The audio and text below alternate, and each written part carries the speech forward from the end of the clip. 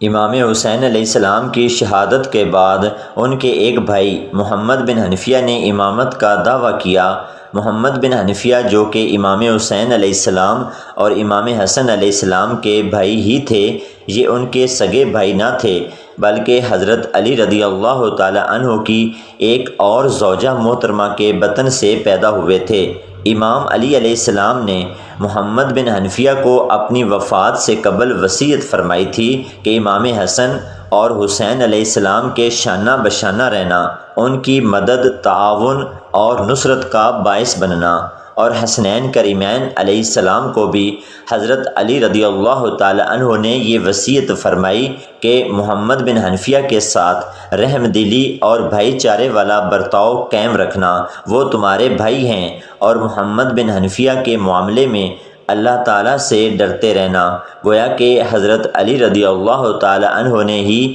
اپنے ان تینوں بیٹوں کو آپس میں باہمی تعاون اور اتفاق کے ساتھ رہنے کا درس دیا تھا اور وصیت فرمائی تھی، لیکن محمد بن حنفیہ نے حضرت امام حسین علیہ السلام کے صاحبزادے امام سجاد، جن کو امام زین العابدین اور بیمار کربلا بھی کہا جاتا ہے، جو کہ کربلا کے میدان میں بیمار ہونے کی وجہ سے جنگ میں شریک نہ ہوئے تھے اور شہادت کے رتبے پر فائز نہ ہوئے تھے۔ محمد بن حنفیہ امام سجاد امام زین العابدین کے ہوتے ہوئے امامت کا دعویٰ کیوں کیا، اور جب انہوں نے امامت کا دعویٰ کیا، ظاہر کیا، تو عام مسلمانوں کا اور خود امام زین العابدین کا رد عمل کیا تھا؟ کیا محمد بن حنفیہ نے عام مسلمانوں کے درمیان گمراہی اور اشتعال پھیلانے کے لیے ایسا کیا تھا، یا وہ حقیقتاً خود کو امام زین العابدین کے اوپر فوقیت دیتے تھے اور اس لیے انہوں نے امام زین العابدین کی بجائے خود امامت کا دعویٰ دائر کیا؟ محمد بن حنفیہ کی والدہ حضرت علی رضی اللہ تعالی عنہ کے پاس کسی جنگ میں قیدی کے طور پر پیش کی گئی تھی، جن کو بعد میں حضرت علی رضی اللہ تعالی عنہ نے آزاد فرما دیا تھا اور ان سے نکاح کر لیا تھا۔ ان کے نام کی وجہ سے ہی ان کے بیٹے کو محمد بن حنفیہ کا لقب دیا جاتا ہے۔ امام علی علیہ السلام کے ساتھ جنگ جمل اور جنگ صفین میں محمد بن حنفیہ شانہ بشانہ لڑے اور حضرت علی رضی اللہ تعالی عنہ نے بھی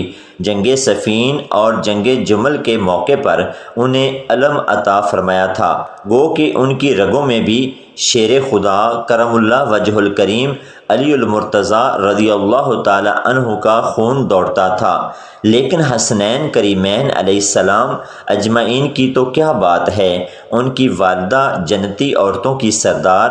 سیدہ فاطمہ سلام اللہ علیہا تھی، یعنی امام حسن و حسین علیہ السلام کو اپنے والد اور والدہ دونوں کی جانب سے عظیم نسبت حاصل تھی، اور امام حسن حسین علیہ السلام نبی صلی اللہ علیہ وآلہ وسلم کے نواسے اور بیٹے تھے۔ حضرت علی رضی اللہ تعالی عنہ کی شہادت کے بعد محمد بن حنفیہ اپنے بڑے بھائی امام حسن علیہ السلام کے شانہ بشانہ رہے اور ان کو مدد اور تعاون فراہم کرتے رہے۔ امام حسن علیہ السلام کی معاویہ بن ابی سفیان کے ساتھ ہونے والی صلح میں بھی یہ پیش تھے۔ الغرض انہوں نے اپنے والد گرامی حضرت علی المرتضیٰ کی اس نصیحت اور وصیت پر بخوبی عمل کیا اور امام حسن علیہ السلام کے ساتھ سائے کی طرح رہے۔ پھر جب امام حسن علیہ السلام کو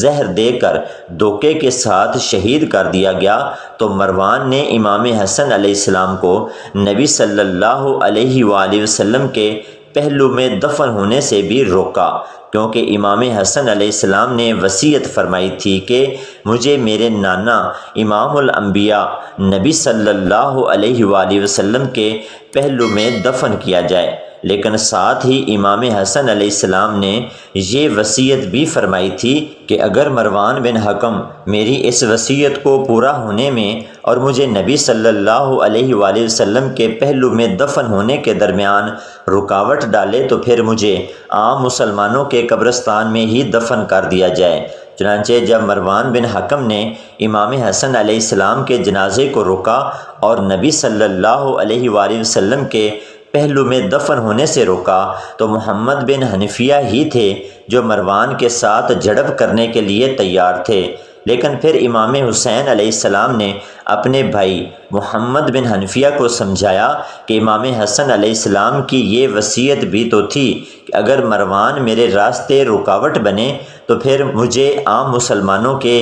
ساتھ ہی دفن کر دینا۔ جب یزید اپنے باپ کی دی ہوئی خلافت پر برجمان ہوا تو یزید نے سب سے پہلے امام حسین علیہ السلام سے بیعت لینے کے لیے ان کے پاس اپنی بیعت کا مراسلہ بھیجا۔ امام حسین علیہ السلام جانتے تھے کہ اگر میں مدینہ منورہ میں قیام پذیر رہا تو یزید ضرور مجھ سے بیعت لینے کی خاطر مجھے اور دوسرے عام مسلمانوں کو تکلیف پہنچائے گا، اور امام حسین علیہ السلام نہیں چاہتے تھے کہ ان کی وجہ سے ان کے نانا امام الانبیاء نبی صلی اللہ علیہ وآلہ وسلم کے مقدس شہر مدینہ کی مقدس زمین کے تقدس کو پامال کیا جائے۔ چنانچہ ایسے موقع پر جب آپ کوئی فیصلہ لینے کے لیے سوچ رہے تھے تو آپ کے بھائی محمد بن حنفیہ آپ کے پاس تشریف لائے اور انہوں نے امام حسین علیہ السلام کو مشورہ دیا کہ آپ مکہ مکرمہ تشریف لے جائیں یا کسی اور علاقے کی جانب سفر اختیار کریں، اور ان کے مشورے کو امام حسین علیہ السلام نے قبول فرمایا تھا اور مکہ مکرمہ کی جانب اپنا سفر کا ارادہ باندھا۔ واقعہ کربلا میں محمد بن حنفیہ شامل نہ ہو سکے کیونکہ اس کی کچھ وجوہات تاریخ دان بیان کرتے ہیں۔ ایک بڑی وجہ تو یہ بیان کی جاتی ہے کہ امام حسین علیہ السلام نے خود ان کو نصیحت کی تھی کہ آپ مدینہ منورہ کے حالات کی مجھے خبر دیتے رہیے گا، مدینہ منورہ میں رہیں، اور دوسرا وہ ضعیف اور بیمار تھے، اس لیے بھی ان کو سفر کی اجازت نہ ملی یا وہ خود ہی سفر کے لیے نہ گئے۔ لیکن واقعہ کربلا رونما ہو جانے کے بعد جب تمام مسلمانوں پر یزید کی حقیقت آشکار ہو چکی تھی تب محمد بن حنفیہ اور خلیفہ دوم عمر فاروق کے صاحبزادے عبداللہ بن عمر، یہ دونوں مسلمانوں کی سرکردہ ہستیاں ایسی تھیں جنہوں نے یزید کی کھل کر مخالفت نہ کی تھی، بلکہ عبداللہ بن عمر کے بارے میں تو کہا جاتا ہے کہ انہوں نے یزید کی بیعت بھی کر لی تھی، اور واقعہ کربلا اور واقعہ حرہ کے بعد بھی انہوں نے یزید کی بیعت کو نہ توڑا تھا، بلکہ اپنے اہل خانہ کو بھی یزید کی بیعت توڑنے سے منع کیا تھا۔ محمد بن حنفیہ واقعہ کربلا سے پہلے یزید سے ملنے کے لیے اس کے پاس گئے تو آپ نے جا کر دیکھا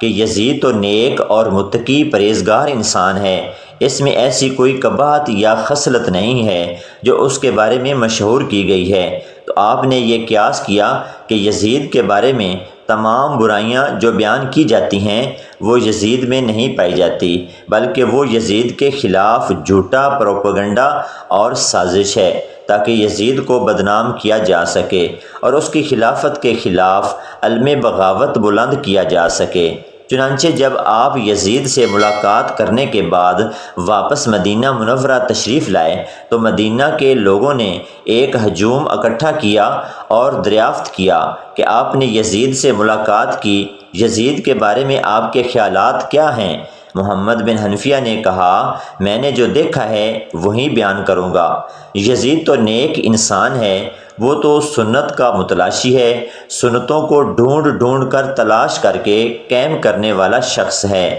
تو اس وقت وہاں پر حضرت عبداللہ بن مطیع رضی اللہ تعالی عنہ بھی موجود تھے جو کہ صحابی رسول صلی اللہ علیہ وآلہ وسلم تھے۔ انہوں نے کہا کہ محمد بن حنفیہ، یزید نے آپ کو دھوکہ دیا ہے، وہ ایسا نہیں ہے۔ محمد بن حنفیہ نے جواب دیا کہ یزید کو مجھے دھوکہ دینے کی کیا ضرورت ہے کہ وہ میرے سامنے نیک اعمال کیوں کرے گا؟ تو عبداللہ بن مطیع نے کہا، وہ اس لیے کیونکہ آپ مدینہ منورہ میں مسلمانوں کی سرکردہ شخصیات میں شمار ہوتے ہیں، اور اگر آپ یزید کی اچھائیاں بیان کریں گے تو پھر عام مسلمان بھی آپ کی تقلید کرتے ہوئے یزید کو اچھا انسان سمجھیں گے۔ امام زین العابدین علیہ السلام کو محمد بن حنفیہ کے اس بیان کے بارے میں پتہ چلا تو آپ نے اپنے چچا محمد بن حنفیہ کو جہالت سے دوری کا درس دیتے ہوئے فرمایا کہ میرے والد گرامی نے یزید کے ساتھ جنگ لڑتے ہوئے اپنے نانا امام الانبیاء نبی صلی اللہ علیہ وآلہ وسلم کے دین کی سربلندی کی خاطر اپنا سر کٹوا دیا، اپنے پورے خاندان کو شہید کروا دیا، اور آپ اسی یزید کی تعریف کر رہے ہیں۔ اور جب محمد بن حنفیہ نے امامت کا دعویٰ کیا تو امام زین العابدین علیہ السلام نے محمد بن حنفیہ کو تلقین کی کہ میرے والد گرامی امام حسین علیہ السلام کوفہ کی جانب رخت سفر باندھنے سے پہلے اور شہادت کے عین وقت بھی میری امامت پر مہر حق ثبت کر چکے ہیں۔ مورخین لکھتے ہیں کہ امام زین العابدین کے اس جواب کے بعد محمد بن حنفیہ امامت کے دعوے سے دستبردار ہو گئے تھے، اور پھر انہوں نے ساری عمر امام زین العابدین علیہ السلام کی ہی پیروی کی تھی۔